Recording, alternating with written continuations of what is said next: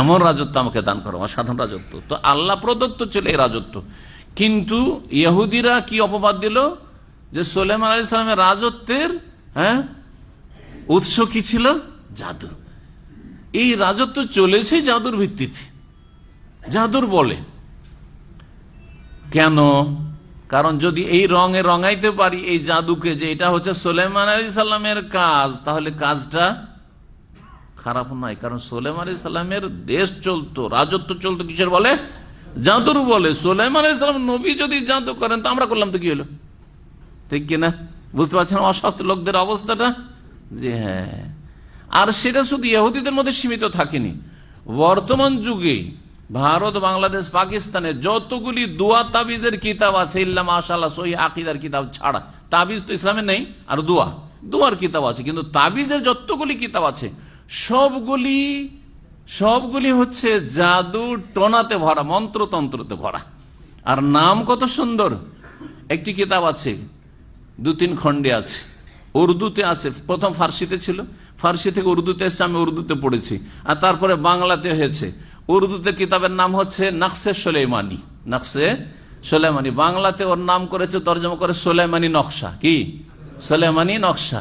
সুতরাং যতগুলি নকশা ফকশা দেখছেন না, এই নকশার তাবিজ সবগুলি হচ্ছে সুলাইমানের দোহাই দিয়ে আজকেও ইহুদিদের অনুসারী বিদআতপন্থীরা, শিরকি কুফরি আকীদা বিশ্বাসী, তাবিজ তোমারি বিশ্বাসীরা এই চালাচ্ছে, এই ব্যবসা চালাচ্ছে। সুলাইমানি নকশা। বয়স তখন আমার 14-15, বেশি না, বেশি বুঝি না। হ্যাঁ, 2য়-3য় ক্লাসে পড়ি।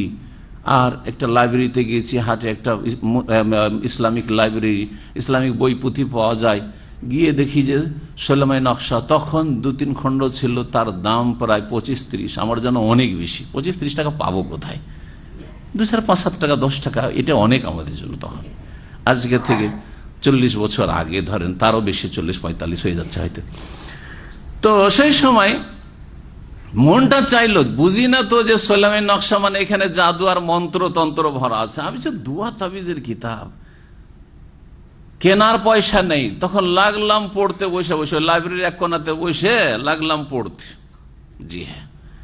আর পড়তে পড়তে 1-2 ঘন্টা বসে পড়লাম, খুব মজা লাগলো। আমার নিজের জিন্দগির কথা বলছি, খুব ভালো লাগলো। তাতে দেখলাম যে একটা মেয়ে যদি পছন্দ হয়ে যায়, আর যদি তা মেয়ের বাবা রাজি না হয় বা মেয়েটা রাজি না হয়, তো কি করে মেয়েটাকে বিয়ে করতে হবে, মেয়েটার সাথে কি করে প্রেম করতে হবে, উঠিয়ে নিয়ে আসতে হবে। আউযুবিল্লাহ। আজকে আউযুবিল্লাহ পড়ছি, কিন্তু তখন তো ভালোই লাগলো, যে কথা তো ভালো। হ্যাঁ, আস্তাগফিরুল্লাহ ওয়া আতুবু ইলাইহি। তো এইসব দেখে মন্ত্রতন্ত্র, এই যদি রোগ হয় তো এই রোগের এই চিকিৎসা, এই চিকিৎসা চিকিৎসা, এইসব দেখে ভালোই মনে হলো, যেটা তো ভালোই কিতাব মনে হচ্ছে। হ্যাঁ, আর উর্দুতে লেখা আছে, আবার কিছু কোরআনের আয়াত লেখা আছে। দেখেন ধোকাবাজি, কিছু কোরআন আয়াত লেখা আছে, হ্যাঁ, সূরা ফালাক, নাস লেখা আছে, ইত্যাদি লেখা আছে। আর তার সাথে সাথে মন্ত্রতন্ত্র লেখা আছে। আরবিতে কিছু মন্ত্র আছে, আরবিতে মন্ত্রতন্ত্র লেখা আছে, এসব লেখা আছে, উর্দুতে লেখা আছে। যাই হোক, কিনতে তো পারলাম না, পড়লাম, মনটা চাইছিল পয়সা থাকলে কিনেই ফেলতাম। এই হচ্ছে সুলাইমানি নকশার আমার জীবন, আমার লাইফে ইতিহাস। এই সুলাইমানি নকশা থেকে সাবধান। আমলে কোরআনের নামে, আমালে কোরআনের নামে এক হাকিমুল উম্মাতের কিতাব আছে, তাতেও এইরকম নকশা আর এই তাবিজ আর আপনার ওই জাদু টোনা ভরা আছে। বুঝতে পেরেছেন? ওতেও প্রেমের শিক্ষা দেওয়া আছে। এর বিপরীতেও শেখানো আছে। এই আয়াতে ওইটা আসবে। যেমন স্বামী স্ত্রীতে বিয়ে করে নিয়ে এসছে, মিল মোহাব্বত হয় না, প্রেম কেমন করে সৃষ্টি করতে হবে বলছে, এইটা তো আর খারাপ না, কারণ বিয়ে করেছে, ওকে ভালোবাসে না, স্বামী স্ত্রীকে ভালোবাসে না, স্ত্রী স্বামীকে ভালোবাসে না, প্রেম কেমন করে পয়দা করতে হবে, এই তদবির শেখানো হয়েছে এই জাদুতে। আবার এর বিপরীতটাও শেখানো হয়েছে, কেমন করে ছাড়াইতে হবে। দুইজনে খুব মিল মোহাব্বত, হ্যাঁ, ছেলেতে আর বৌমাতে খুব মোহাব্বত, শাশুড়ি চাই না, হ্যাঁ, বা ওই ছেলের মা চাই না যে এই বউ থাকে, এই বউকে তাড়াইতে হবে, তখন কেমন করে তদবির করতে হবে, এই শয়তানি কুফরি সবও শেখানো আছে। কথা বুঝতে পেরেছেন? জি। এগুলোর নাম হচ্ছে কি? আমালে কোরআনি। এগুলোর নাম হচ্ছে কোরআনি দোয়া তাবিজ। এগুলোর নাম হচ্ছে সুলাইমানি নকশা। আর এই সব তালিম শিক্ষা কোত্থেকে এসছে? মা তাতলু শায়াতিন আলা মুলকি সুলাইমান ওয়া মা কাফারা সুলাইমান ওয়ালাকিন্না শায়াতিনা কাফারু ইউআল্লিমুনা আন-নাসা সিহর। এই ছিল সেহের জাদু। এগুলি সুলাইমান আলাইহিস সালামের শিক্ষা ছিল না, কিন্তু সুলাইমানের দোহাই দিয়ে, সুলাইমানের মিথ্যা অপবাদ দিয়ে ইহুদিরা এই জাদুর কর্মকাণ্ড চালাতো, কুফরি চালাতো, সেটাকে ধর্মীয় রং দিয়েছিল। আজকেও মুসলিম সমাজের বেদাতপন্থীরা ধর্মের রং দিয়েছে এই জাদুকে, যেগুলি হচ্ছে অমুক দুয়া তাবিজ করেছে। কত চমৎকার ভাষা! দুয়া, দুয়া ছাড়া তোমরা বাঁচতে পারবো না, কারণ আল্লাহ তো বলছেন উদুয়ানি আস্তাজিব লাকুম, তোমরা অসহায়, তুমুল ফুকারা ইলাল্লাহ, তাই না? দুয়া চমৎকার নাম। আর তাবিজ, দুয়ার সাথে যখন তাবিজ লাগানো হয়েছে তো খুব খারাপ না, কারণ আমাদের দেশের আকীদা শিক্ষা নেই। সুতরাং তাবিজ যদি আত্মরক্ষার জন্য বা সুস্থ হওয়ার জন্য, রোগের আরোগ্যের জন্য তাবিজ করি, এমন কোন দোষ হলো, ওটাও একটা তদবির, ওষুধ খাওয়ার মতো। এইভাবে কানাকে হাইকোর্ট দিয়ে তাবিজের শিরক মুসলিম সমাজে চলছে। অথচ নবী মুহাম্মদ রাসূলুল্লাহ বলছেন যে মান তাআল্লাকা তামিমাতান ফাকাদ আশরাকা, যে তাবিজ লটকালো সে শিরিক করলো, আও কাফারা বা কুফরি করলো। দুই হাদিসই রয়েছে। মান তাআল্লাকা তামিমাতান ফাকাদ ওকিলা ইলাইহি, যে তাবিজ লটকাবে তাকে আল্লাহ সাহায্য করবেন না, তাবিজের হাওয়ালা করে দেওয়া হবে, তাবিজের সুপুর্দ করে দেওয়া হবে, তাবিজের দিকেই তাকে ফিরিয়ে দেওয়া হবে। জি, মান তাআল্লাকা তামিমাতান ফালা আতাম্মাল্লাহু লাহু, যেই ব্যক্তি তাবিজ লটকাবে তার যেন মনস্কামনা, উদ্দেশ্য আল্লাহ পূরণ না করে, ব্যর্থ করে আল্লাহ রাব্বুল আলামিন। নবী করিম সাল্লাল্লাহু আলাইহি ওয়াসাল্লাম বদদুয়া দিয়েছেন, বিভিন্ন হাদিস রয়েছে। শিরক, আল্লাহ অসহায় ছেড়ে দেবেন, আল্লাহর সাহায্য নেমে আসবে না, মনস্কামনা আল্লাহ পূরণ করবেন না, শ্রম সার্থক হবে না, ব্যর্থ হবে দুনিয়াতে। এসব কথা থাকার পরেও আমাদের ভারত, বাংলাদেশ, পাকিস্তান কি আজব তাবিজ দেশ।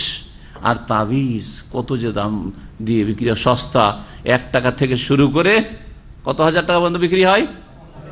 এক ছেলে, আলহামদুলিল্লাহ, আমার আলোচনা শুনে হেদায়েত হয়েছে, আজকে 8-10 বছর আগে এখানে দামামে দেখা, এসে সাক্ষাৎ করলে আসার বলবো যে শেখ বলছে যে আমার বাবা এক ক্যান্টনমেন্ট আছে, সেখানকার মসজিদের ইমাম, আর সেখানকার ইমাম কিন্তু তিনি যে তাবিজ করেন না, আমার বাবা এক একটা তাবিজ 5,000-7,000 টাকা করে বিক্রি করেন। 5,000-7,000 তখন শুনেছেন না, 5,000-7,000। আপনারা তো অনেকে বলছেন যে এর চাইতে দামি দামি তাবিজ বিক্রি হয়, তাই না? জি হ্যাঁ, এই তাবিজ হচ্ছে শিরক। আর এই মন্ত্রতন্ত্র, এসব সুলাইমান আলাইহিস সালামের দোহাই দিয়ে ইহুদিরা শুরু করেছে, ইহুদিদের অনুসরণ। জি শোনেন, এখন ইমাম ইবনে কাসির রাহমাতুল্লাহ আলাইহি এই আয়াতে যেহেতু হারুত মারুতের কথা রয়েছে, তারা ফেরেশতা ছিলেন না মানুষ ছিলেন, এই দুটি মত রয়েছে। যদিও তারা ফেরেশতা ছিলেন, এই মতটিকে অধিকাংশ তাফসীরকারগণ প্রাধান্য দিয়েছেন।